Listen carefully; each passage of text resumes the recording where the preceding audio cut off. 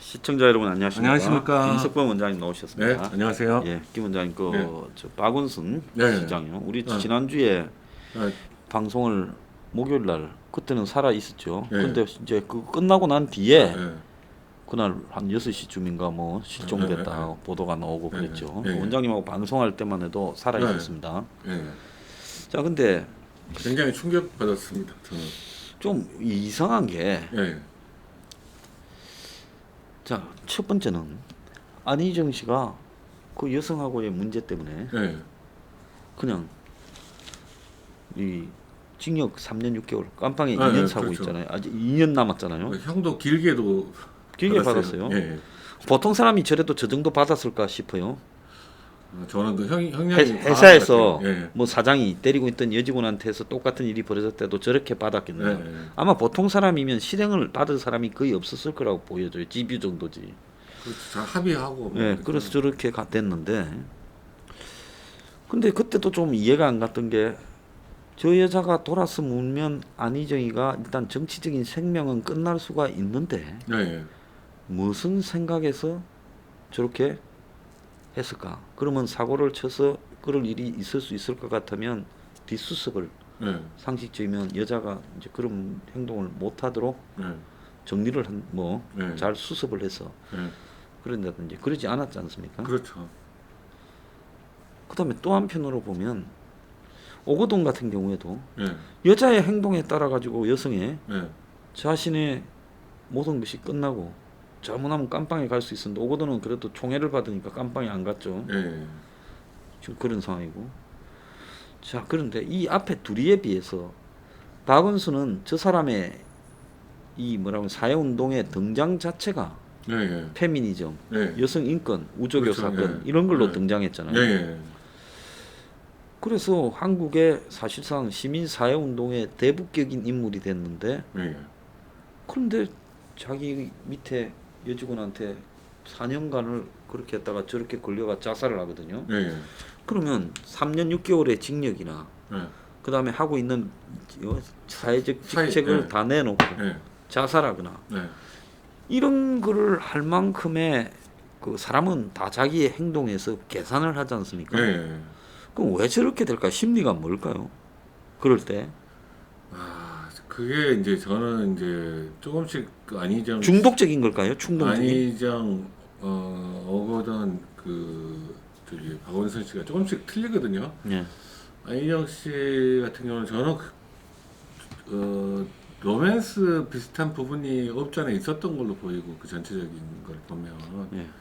설마 그러니까 안희정은 그 설마 이 여자가 그 다른 비서에서 다른 위치로 그 발령을 냈을 때 설마 그런 행동까지 하리라는 생각을 못했을 것 같아요.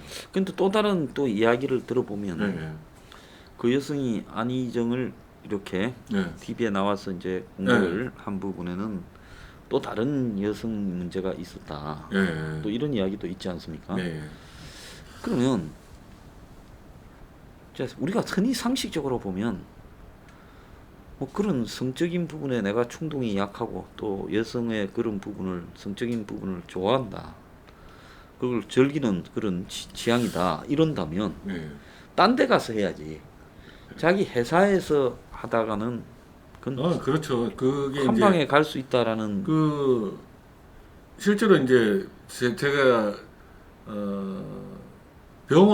병원을 경영하는 사람들이 병원 직원이랑 그런 일이 있어가지고 예, 저도 많이 봤습니다. 병원 문 닫게 되는 일들 예. 그런 일들 생기잖아요. 그런 것처럼 근데 이제 저는 그 정치인들은 이제 권력욕하고 성욕하고 좀 밀접한 관련이 좀 있거든요. 예.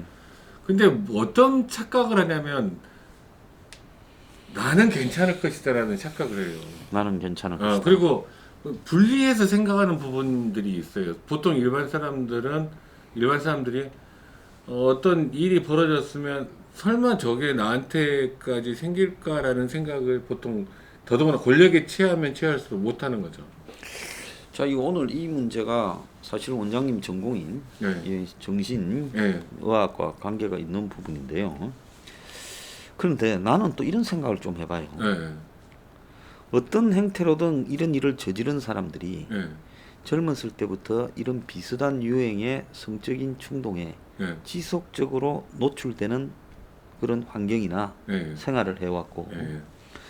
그래서 이게 충동이 한번 발생을 하면 마약처럼 강해가지고 그 충동을 이제 거기에 치러야 될 대가나 자신의 신분에 대한 네. 자각보다는 네. 그 마약이 보면 중독자들이 보면 마약을 하면 나 자신의 어떤 부분에 치명적일 거라는 걸 알면서 참지 못하고 네. 마약을 하잖아요. 그런 측면이 있어요. 그럼 진짜. 이게 성적인 이 부분에 대한 충동이 네. 너무 강해서 그 성적인 그걸 측면, 참지를 못하고 그냥 서- 결과를 생각하지 않고 저질러 버리는 거 아니냐. 그러니까 네. 성적인 측면하고 권력료하고는 아주 밀접한 관련이 있는 걸로 확실히 밝혀졌고요. 그 다음에 지금 그럼 권력력이 없는 사람은 성적인 충동이 약한 겁니까? 권력력이 강한 사람들이 성욕이 더 강하죠. 더 대부분. 강해요. 예, 예. 예. 그러니까 뭐냐면 섹스라는 것 자체는 권력의 모습이 좀 변형되어 나타나는 권력의 모습이거든요. 왜냐하면 내가 상대방을 원하는 대로 취한다라는 측면이기 때문에. 예. 그래서 이제 저는 어떤 생각을 했냐면 박원순 씨 사건을 그날 좀 충격을 받았는데 이런 일이 있었으면 이 사람 예전부터 그랬을 가능성이 많다 그렇게 생각했어요. 그렇죠. 저도 네. 그런 생각을 똑같이. 그러니까 시민단체 할 때도 그 주변에 주변에 여자 간사들이나 뭐 이런 거 많잖아요. 여자분들에 대해서 비슷한 유행에 성추행을 했을 가능성이 높다. 기롱이나 정도 주행을 해서 간사. 네, 그렇게 보고 있거든요. 저는 그러니까 이제 뭐 확실하진 않지만 이게 그런 4년 동안 집요하게 이렇게 추행이 계속 반복되는 사람들은 그 전에 그랬을 전력이 있었을 가능성이 높아요. 그래서 오래 굳어져서 네. 그냥 습관화되어 버린 그렇죠. 강력한 충동이 네. 아닌가 이런 거예요. 그 습관적으로 하는 상황이 언어 성추행 같은 경우는 습관적으로 하잖아요. 자기도 모르게. 근데 거기에다 권력까지 막강한 권력까지 자기가 가지고 있게 되면 상대방은 질의 굉장히 약한 상태가 되고 이 사람은 얼마든지 자기는 그런 정도는 충분히 상대방이 익스큐즈 할 수 있다라는 착각에 빠지게 되죠. 근데 이제 옛날에는 뭐 미국의 클린턴이나 저런 건 네. 40대 네. 이래 가지고 후반이지만. 네. 근데 뭐 안희정은 50대 중반. 근데 저 오거돈하고 저 박원순은 60대 중후반인데 네. 70대. 70대. 그럼 저렇게 그런 그러니까 충동이 오거돈 씨는 70대고 예. 박영선 씨는 60대. 예. 예. 그럼 저렇게 충동을 마음은 늙지 않습니다. 성욕은 늙지 않아요. 그래요? 예. 그러니까 그래서 노인 성 문제들이 있죠. 노인들 성 문제가. 예. 마음은 하나도 늙지 않고 욕구도 하나도 늙지가 않는데. 근데 이제 문제는 뭐냐면 이제 그거를 우리들이 관리를 하는 훈련을 해야 되거든요. 그러니까 내가 나만 있는 게 아니라 공존하고 있거든요. 상대방의 욕구도 있고 나의 욕구도 있고 서로의 욕구를 존중해 줄 수 있는. 근데 이제 정치인들 같은 경우는 대부분이 에고가 비대해져 있어요. 에고가. 네. 그러니까 나만 있다는 생각이 강한 거예요. 네. 그래서 상대방의 권리나 욕구를 인정을 덜하게 되는 측면이 있죠. 자, 근데 여기서 이제 하나 좀 특징들이 있어요. 공통점이. 네. 안, 오, 네, 박이요. 네, 세 명 다 비서라는 거예요. 네, 그죠? 그렇죠. 그리고 세 명 다 이제 비서와의 그 관계에서 네, 네. 이제 은밀성 부분을 이제 했는데 지금 서울시에 저 여성은 원래 시험 쳐서 들어왔는지 뭐 여러 가지 이야기가 있는데 네. 데리고 들어왔는지. 근데 원래 딴 데 또 있었다 그러고. 다른 데 서울시 다른 그 굉장히 사람들이 잘 접하지 않은데 취직이 됐었는 모양이더라고요. 취직됐 이제 며칠 만에 서울시청 비서실에서 면접 근데 보러 그건 부분도 조금은 명확하게 본인이 저는 조금 밝힐 필요가 네, 있다고 네, 보는데 왜냐하면 딴 데 넣더라도 네, 뭐 박원순쯤 되면 네, 비서실이 아니더라도 넣어줄 수 있는 부분이 네, 있잖아요. 네, 네. 근데 대체로 보면 이런 짓을 하는 사람들이 가해자가 보면 자신과 그 여성 간의 권력 관계를 갖다가 잘 자각하고 그렇게 하거든요. 네, 네, 그렇죠. 저 안희정이가 김지현 씨한테의 관계를 보면 그 사람이 5급인가 됐지 않습니까? 네, 네. 그니 솔직히 말하면 일반 사람들이 9급으로 들어와서 5급이 되려면 네, 네. 엄청난 승진을 거듭해야 그렇죠. 되는데 네, 네. 뭐 별다른 경력도 없이 그냥 그렇죠. 30대 네. 후반 중후반에 네, 그냥 5급이 됐잖아요. 네, 네, 그러니까 안희정은 그 여성에 대해서 내가 너한테 네. 특혜를 베풀었으니까 너는 나한테 좀 충성을 다해라. 충성을 해라고 할 수가 있는 거죠. 네, 네, 그다음 오거돈이도 이제 자기가 어떤 형태로든 네. 데리고 온 여성 같아요. 비서로. 네, 네.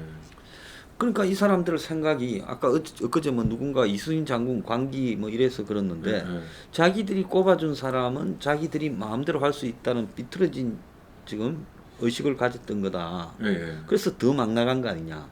근데 만약에 내가 시험 쳐서 9급이든 7급이든 시청에 들어왔는데 네, 네. 비서실 발령 받았는데 네, 네. 그 사람에 대해서 저렇게 한다는 거는 이 세 사람 다 그런 건 아니었던 거 아닌가 이렇게도 보여요. 그렇게 추정할 수도 있습니다. 근데 아무튼 예. 그 광역 지방자치단체장은 어마어마한 파워를 가지고 있고 이 어마어마한 인력을 사용할 수가 있잖아요. 그래서 그 피해자는 실제로 꼼짝마가 되기 쉽고. 예. 그래서 그 특징을 바라보면 뭔가 내가 너한테 베풀었으니까 예. 너도 나한테 베풀어라. 네, 서비스를 그럼 감사할 그게 네. 그런 자세가 돼 있어야 된다. 이런 뉘앙스가 있거든요. 네. 그야말로 정근대적인. 그게 바로 권력이죠, 권력. 예. 예. 자, 이런 부분으로 보자 하면 결국은 지금 이게 광역단체장 중에 뭐 3명째 나온 거 아닙니까? 그렇죠. 예. 그러면 딴 데서 지금 안 터졌지. 다른 그런 일이 없느냐. 예. 저 수두룩 할 거라고 봐요. 그 정치인들 중에 꽤 있었지 않습니까? 예. 그 뭐야 강원도 국회의원 옛날에 최현희 씨인가요? 네. 그다음에 또 그뭐 박희태 기자 박희태, 문제고. 박희태 국회의장. 예, 그건 골프장 네, 문제 골프장. 볼헤디. 네. 근데 이제 아마 이런 자신이 상대를 좌지우지할 수 있다라는 권력 관계가 네, 네. 결국 성적인 학대 관계로 이렇게 성적인 변질된 거 측면이, 아니겠어요? 네, 그런 연결이 되게 쉽죠. 만약 그리고 이들이 진짜 그게 아니고 당당하게 자신의 뭐 이런 충동을 행사했다면 네, 아무나 한테 했겠죠. 그러겠죠. 네. 데리고 들어온 여성이나 비서실이 아니라요. 그렇지 않겠습니까? 그런데 그거는 이제 다른 데서 어떤 행태로 그 성추행이 어떤 행태로 장기적으로가 아니라 일시적으로 잠깐 그랬다가 많은 경우도 있을 거 아닙니까? 네. 그 다른 네. 부서에 네. 그런 것들은 그냥 넘어갔을 가능성이 있죠. 근데 근데 이제 이제 제가 이제 우리 시청자분들께서도 이렇게 그 지방자치단체장처럼 고위직에 있거나 어떤 그 장을 하고 계시는 분들에게 제가 이거를 예방하는 차원에서 어떤 생각을 가져야 되는지 제가 말씀드릴게요. 나는 절대로 그런 일 없다라고 이야기하는 건 위험합니다. 왜냐하면 실체를 인정하지 않은 거니까요. 나한테도 욕구가 있고, 나도 그렇게 실수를 할 수 있다라는 거를 일단 받아들여야 돼요. 그렇게 나의 악한 상대방에 피해를 줄 수 있는 악한 면이 있다라는 것을 스스로 인정하고 받아들이게 되면 자기의 행동에 대해서 스스로 경계를 할 수가 있게 되는 거거든요. 근데 나는 절대로 그럴 일 없다라고 호언장담하면서 그렇게 스스로 믿는 사람들은 자기의 욕구를 무시하고 인정하지 않는 거거든요. 그러면 이 무의식 속에 있던 이런 욕구들이 나도 모르게 튀어 올라오게 됩니다. 그들은 자기의 존재를 나한테 알려주고 싶거든요. 예. 무슨 얘기인지 아시겠죠? 네. 그러니까 자기에 있어서도 선한 면도 있고 악한 면도 있다. 두 가지 부분을 다 가지고 있다라는 거를 항상 받아들이고 인정하는 데서 모든 그 인간의 성숙은 진행되는 거다. 나는 악한 면이 없다라고 부정하면 할수록 악한 면은 더욱더 교묘한 형태로 우리들의 삶에 드러나게 됩니다. 자, 근데 저기 이제 비서라는 부분에서의 은밀성으로 지금 저렇게 일이 됐거든요. 안희정은 자기가 출장을 그렇죠. 가도 같이 가고 밤에도 남아 있고 이런 부분은. 그다음에 오거도는 자기 사무실에서 비서를 오락해 갖고 안에서 그리고 또 이번에도 박원순도 그랬고요. 자, 그래서 이들이 이제 저런 부분에는 그 공통점이 이 사람들도 지금 은밀성이 없이 이렇게 하다가는 큰일 난다라는 거 정도는 알았으니까 지금 비서한테서 주로 집중하다가 터진 거 아니겠습니까? 근데 이제 오거돈 전 시장 같은 경우는 회식을 할 때도 젊은 여성만 옆에 앉게 있어요. 근데 이제 그 오거돈과 박원순, 안희정은 조금 스타일이 스타일이 다른데 다 틀리죠.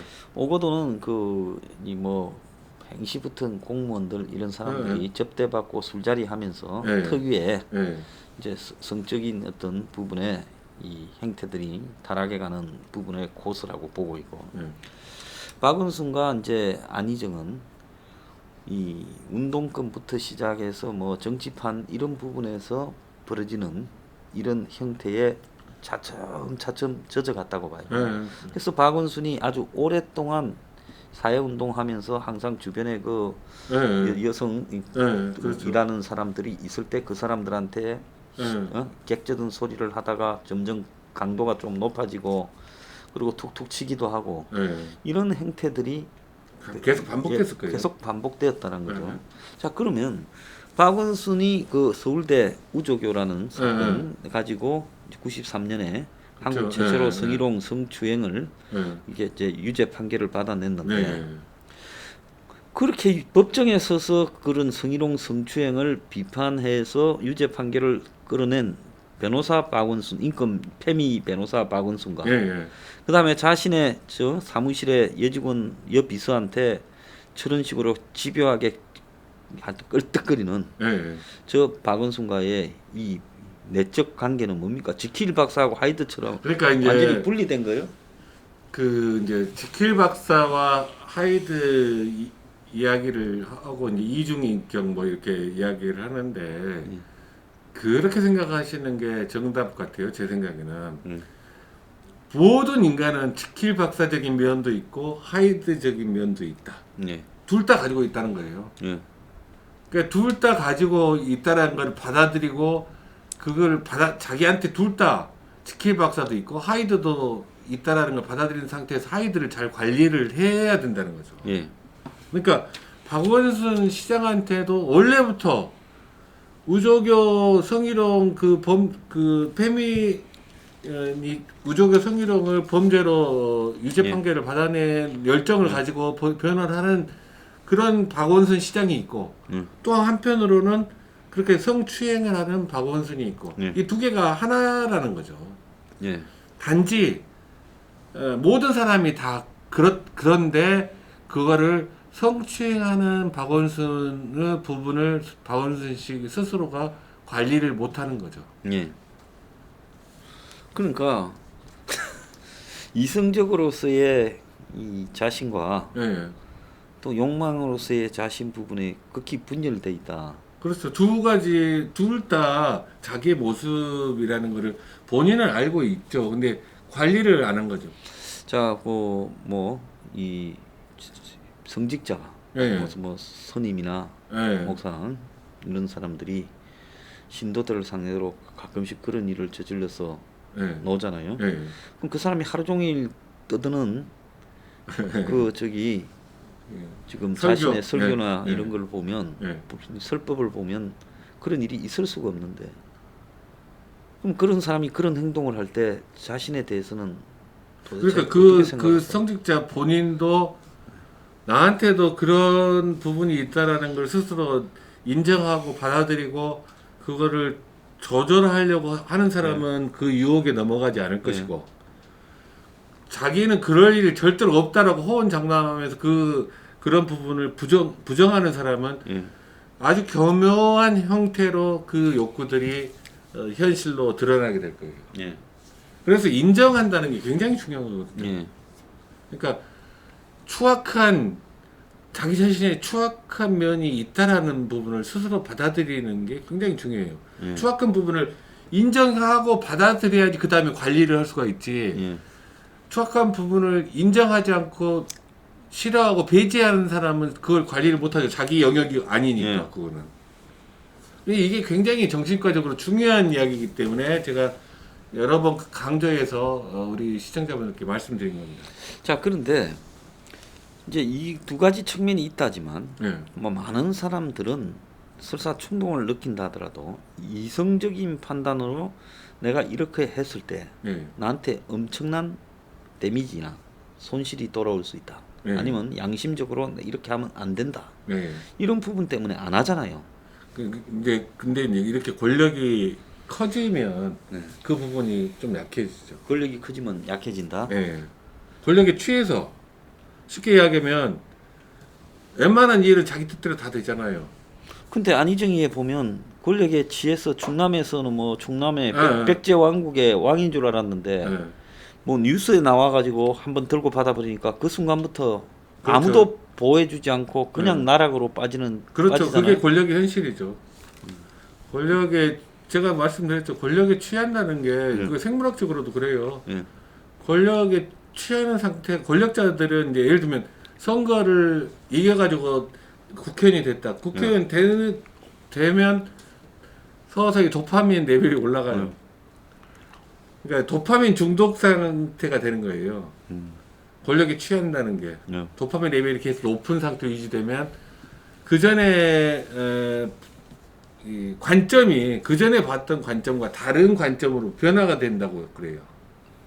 그 전에 잘 봤던 약자로서 느꼈던 잘 봤던 그 문제들도 권력자가 돼서 도파민에 취하게 되면 안 보이게 되는 거죠. 자, 그런 관점에서 본다면 근데 이제 눈앞에서 네. 자기하고 비슷한 상태에서 안희정이가 어떻게 되는 거를 2년 전에 봤고 네. 2년 반 전에 그다음에 몇 달 전에 지금 나는 괜찮을 오거든요. 것이다라고 생각해요. 어떻게 나는 괜찮을 거라 생각해요? 나는 비슷한 사람도 자빠지는 걸 그러니까 봤는데 나는 그 박원순 씨는 그렇게 생각했을 거예요. 나는 뭐 선거관계를 한 것도 아니고. 오거돈님도 성관계는 안 했잖아요. 네. 이 비서한테 하는 접근 방식이 나는 다르다라고 생각했을 거예요. 그러면 하나 좀 한 거는 그냥 말로 툭툭 던진다라는 거는 네. 뭐 말로 한 거 가지고 저런 걸 갖고 하냐 안 그러면 툭 한번 쳤다라든가 쓱 만졌다든가 이런 거는 지나가 버리니까 네, 그런 거 그렇지 이런 사건은 안 하겠지만은 되죠. 근데 이게 텔레그램으로 뭐 문자를 보내든가 그러니까 사진을 보낼 때 이거는 증거가 남아서 저 사람의 마음에 따라서 언젠가 나는 그것만 갖다 주면 죽는다라는 생각은 왜 못했을까요? 그런 위험성을 알기 때문에 다른 카카오톡을 쓰지 않고 텔레그램을 쓴 거죠. 예. 왜냐하면 텔레그램은 비밀방에서 대화를 한 경우에는 내가 상대방 저절로 지워지기도 하고 그다음에 상대방이 캡처를 하는 순간에 그 텔레그램에서는 통보가 온다고 그러거든요. 그러니까 분명히 내가 그래서 텔레그램을 썼을 거예요. 예. 근데 이제 이게 그 성추행하는 과정이 농도가 점점 짙어져가요. 제일 처음보다 강도가 점점 세져가는 거예요. 제일 처음에는 그냥 일상적인 것부터 시작돼서 점점 진해져 가는 거예요. 그래서 이제 제일 처음에 비서는 비서 입장에서는 어려운 감당할 수위를 어느 순간 넘어버린 거죠. 근데 참 어리석은 사람들이 네. 텔레그램을 보냈다더라도 내가 전화기 다른 걸로 네. 거기서 캡처 안 하고 텔레그램 온 문자를 다른 걸로 촬영하면 네. 얼마든지 캡처가 가능하잖아요. 그렇겠네요. 전화기 자체로 캡처하면 그쪽에 예, 지워져 버린다 하지만 예, 그래 하지 않고 다른 전화기로 찍어 놓든가 하면 네. 그 화면을 예. 얼마든지 캡처가 가능한데 그런 걸 생각을 안 하고 설마 그렇겠지 설마. 아 정말 이런 것들은 고위 공직자는 굉장히 설마가 사람 잡는다는 이야기 딱 맞아요. 아니, 사건 일어나는 거는 항상 설마 생각했던 기본으로 것 딱 그냥 그 여성이 문제를 거는 순간에 시장 날아가는 거는 기본이고 같아요. 네, 잘하면 깜빵 징역 안 그러면 그렇죠. 자살 네. 이 선을 왔다 갔다 하는 거면 그 뭐라고 합니까?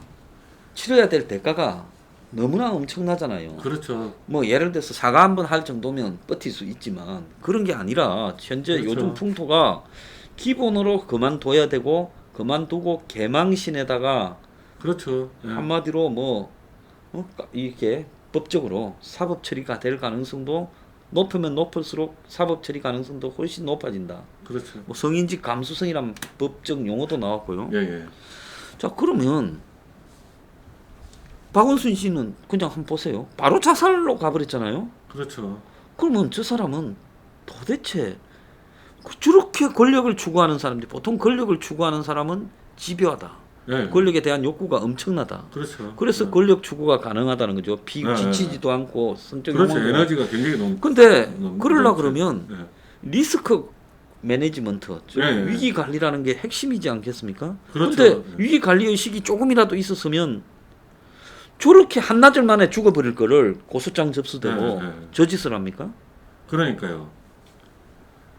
그러니까 그 상황에서 그렇게까지 그러니까 서서히 이제 추행의 농도가 짙어지면서 본인은 설마 그런 일이 나한테 있겠어라고까지 생각을 외국에도 뭐 정치인의 이런 성적 성격따로 있지만 네. 그거는 보통 두 가지죠.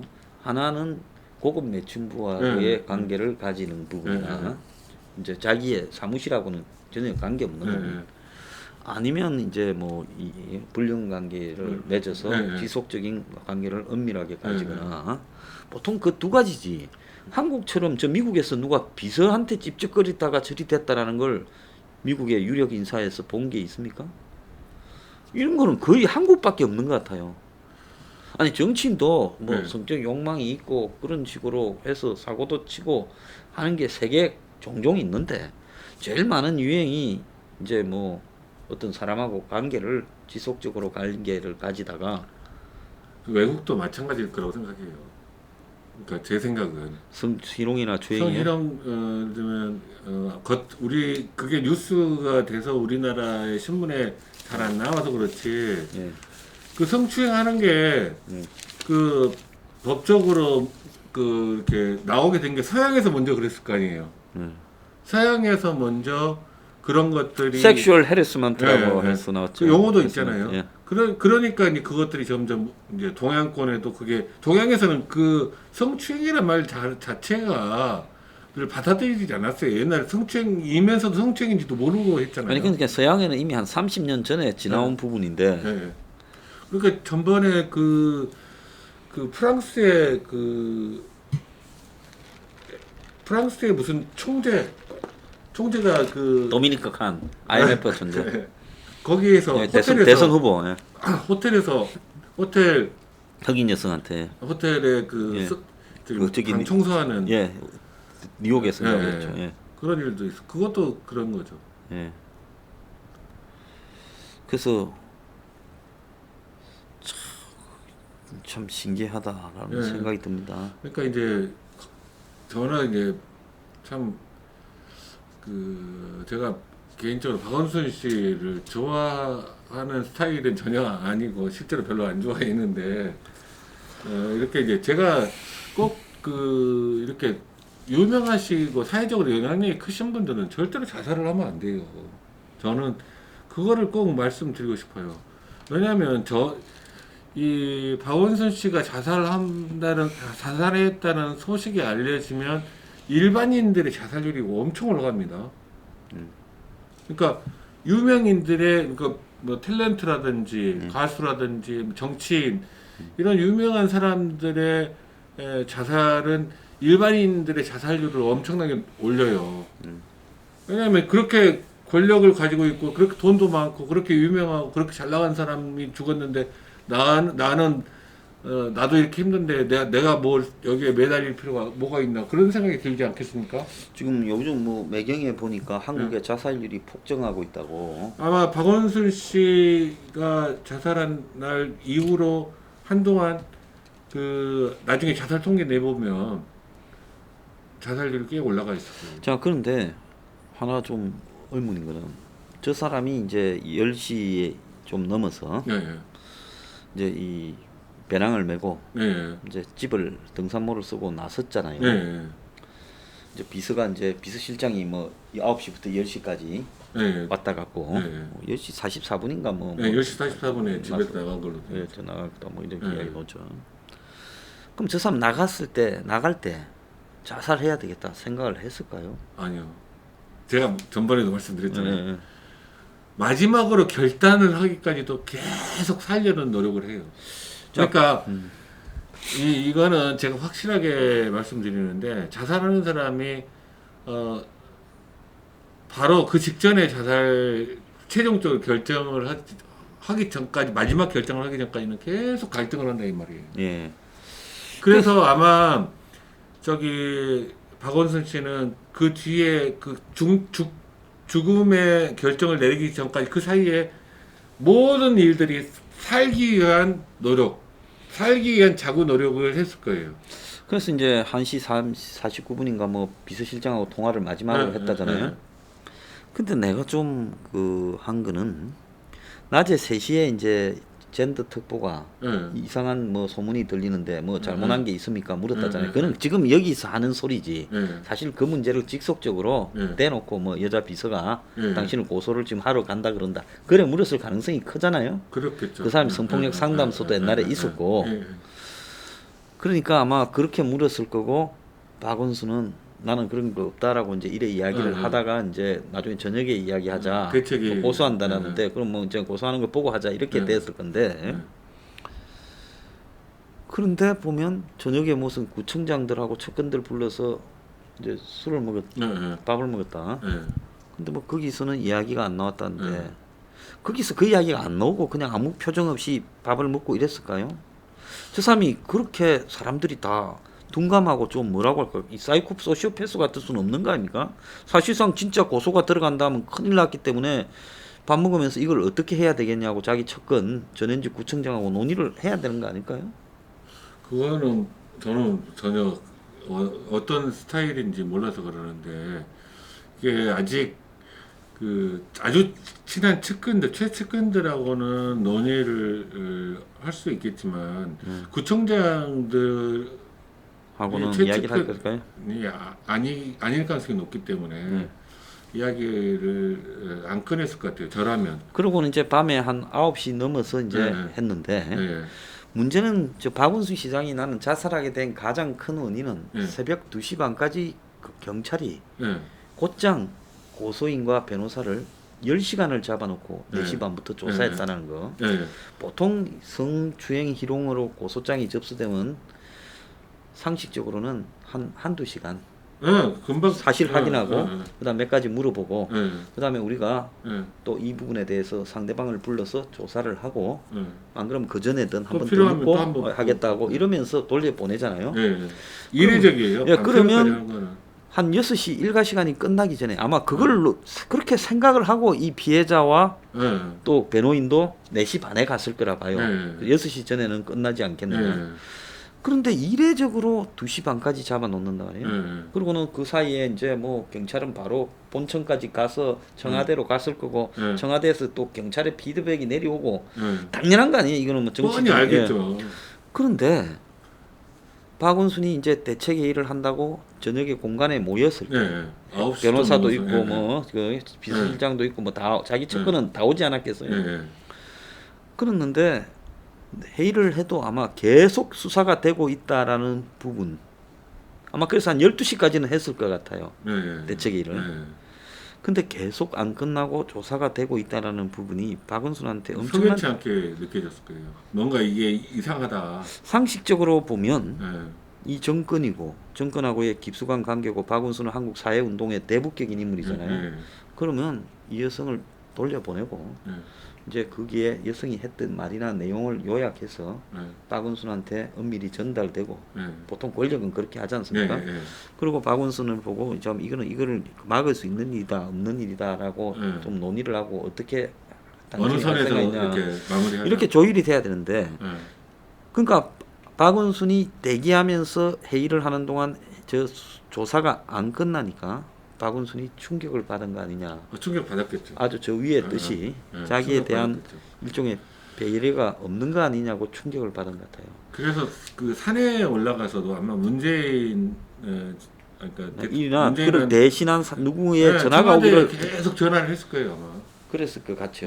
그게 살기 위한 자구 노력이잖아요. 예. 자구 노력이 마지막 최종 결정을 하기 전까지는 자구 노력이 계속 될 수밖에 없어요. 근데 그 과정에서 어떠한 구원의 동아줄도 안 내려오니까 네. 네, 이건 빠져나갈 방법이 없구나 생각해서 자살을 택했다라고. 더 이상 뭐 완전히 그 절망의 상태에서 박원순 결단을 입장에서는 저기 그린벨트를 막 무조건 풀고 다 전폭적으로 며칠 전에 협조하겠습니다 했더라면 어떻게 됐을지 구원의 모르겠어요. 동아줄이 좀 내려올 수도 있었을 것 같은데. 그죠? 그래서 지금 이게 왜 저런 식으로 결말이 났는가에 대해서 좀 이해가 안 갔고 또 서울시에도 열심히 찾았다잖아요. 아마 내가 볼 때 뭐 이제 마지막 비서실장 통화 이후에부터 찾기 시작했던 것 같아요. 그죠? 열심히 찾았는데 그냥 이 죽은 채로 발견됐다. 자, 이거는 타로가 없다라고 보니까 그렇죠. 자살을 선택한 그렇죠. 자살을 선택하는 경우는 전혀 어떠한 방법도 안 보이기 때문에 자살을 하는 거예요. 이 조금만 희망만 보여도 사람은 죽지 않습니다. 오늘 박원순 시장의 자살과 관련해서 그의 마음의 행로를 짚어봤습니다. 감사합니다. 감사합니다.